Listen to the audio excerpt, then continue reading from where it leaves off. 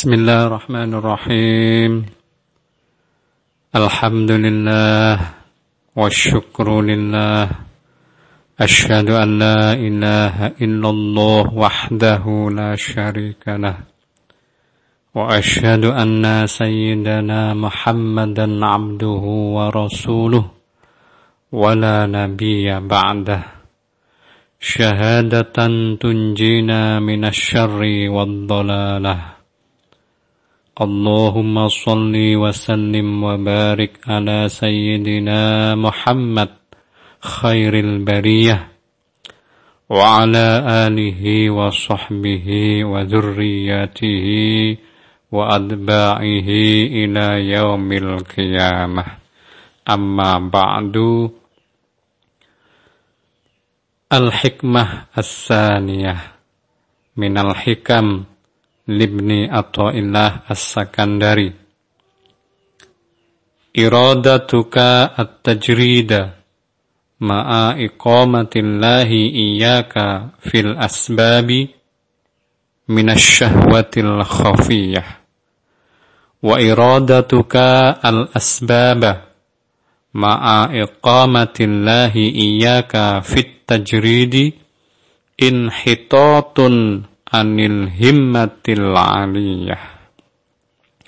Iradatuka utawi oleh ngarepake sira at-tajrida ing pindah nok makom tajrid ma'a iqamatillahi sertane oleh jumenengake Allah iyyaka ing sira fil asbabi ing dalem makom asbab minasyahwati iku setengah saking syahwat al khafiyati kang samar wa iradatuka lan utawi oleh ngarepno sira al asbaba ing makom asbab ma'a iqamatillahi sertane oleh jumenengake Allah iyyaka ing sira fit tajridi ing dalem makom tajrid inhitatun iku kemunduran anil himmati saking himmah saking cita-cita al aliyati kang luhur. Jadi keinginanmu untuk menempati makom tajrid, padahal Allah menempatkanmu di makom asbab, itu bagian daripada nafsu yang tersembunyi. Dan keinginanmu untuk menempati makom asbab, padahal Allah menempatkanmu di makom tajrid, itu satu kemunduran dari cita-cita yang luhur atau cita-cita yang tinggi. Jadi di kalam hikmah yang kedua ini Imam Ibnu Athaillah As-Sakandari menjelaskan pada kita bahwa kita sebaiknya ridho, kita sebaiknya menerima dengan rela, dengan senang hati apapun posisi yang ditempatkan oleh Allah untuk kita. Jadi ada dua makom. Yang pertama makom asbab, yang kedua makom tajrid. Makom asbab itu adalah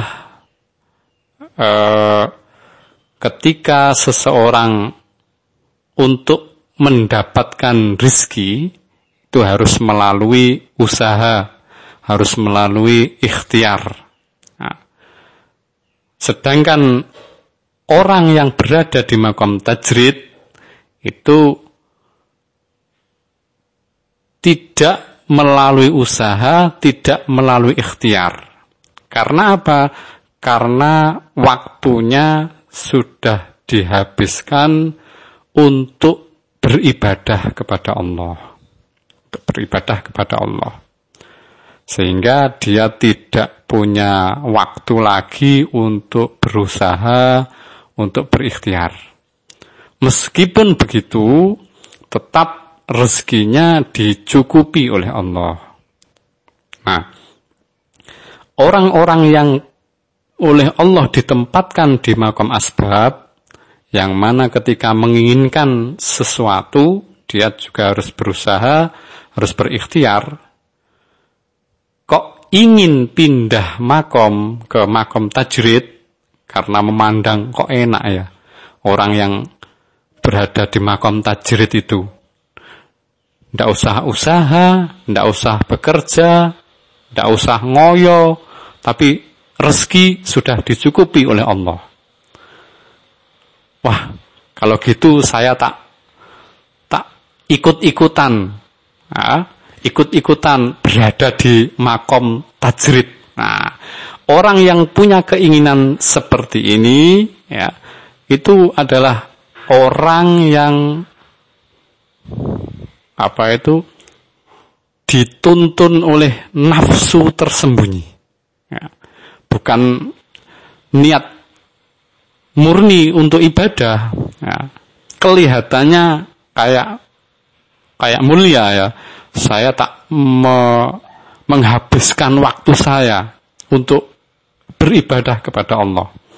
Nah, kelihatannya mulia, tapi ada keinginan nafsu yang tersembunyi, yaitu ya melihat kok enak ya orang yang berada di makom tajrid, kok tanpa usaha, tanpa ikhtiar, tapi rezeki sudah datang sendiri. Ya. Jadi dorongannya itu kok enak ya. Nah, itu tadi bukan murni karena ingin beribadah kepada Allah. Begitu juga orang yang berada di makom tajrid, kok dia menginginkan berada di makom asbab. Nah, misalnya mikir, wah hidup kok nggak punya pekerjaan gini ya, atau hidup kok nggak punya jabatan yang mapan ini ya.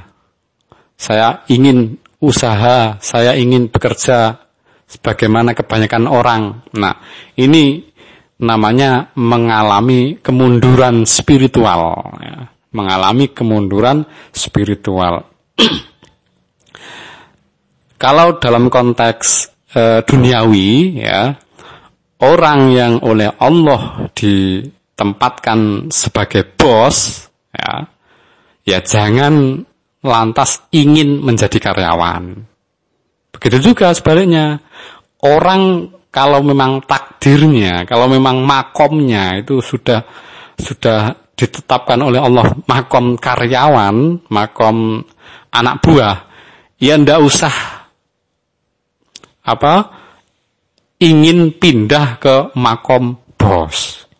Gara-gara melihat enak ya jadi bos itu, nggak usah kerja, tinggal tanda tangan, tinggal perintah, tapi uang datang sendiri. Nah, karena terdorong oleh keinginan itu. Nah, itu namanya nafsu tersembunyi.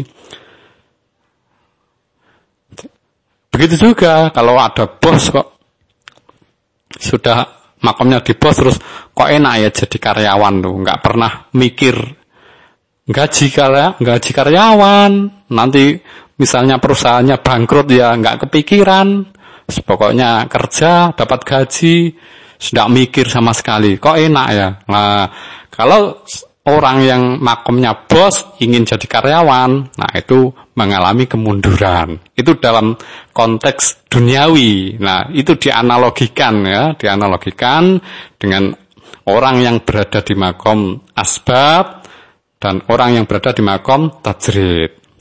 Intinya, kalam hikmah ini mendorong kita agar sadar makom, ya, menerima posisi yang diberikan Allah pada kita dengan ikhlas dan bersyukur. Terima kasih, semoga bermanfaat.